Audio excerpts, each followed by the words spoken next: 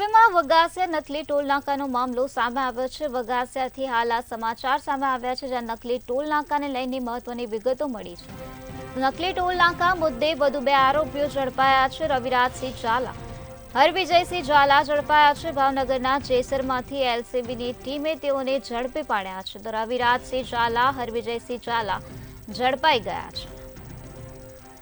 નકલી ટોલનાકાને લઈને મહત્વના સમાચાર મોરબીના વગાસિયાથી પ્રાપ્ત થયા છે, જ્યાં નકલી ટોલનાકા મુદ્દે વધુ 2 આરોપીઓ ઝડપાયા છે। રવિરાજસિંહ ઝાલા અને હરવિજયસિંહ ઝાલા ઝડપાયા છે। ભાવનગરના જેસરમાંથી એલસીબીની ટીમે રવિરાજસિંહ ઝાલા અને હરવિજયસિંહ ઝાલાને ઝડપી પાડ્યા છે, તેમજ આ સમગ્ર મામલે હાલ એલસીબી દ્વારા વધુ કાર્યવાહી હાથ ધરવામાં આવી છે।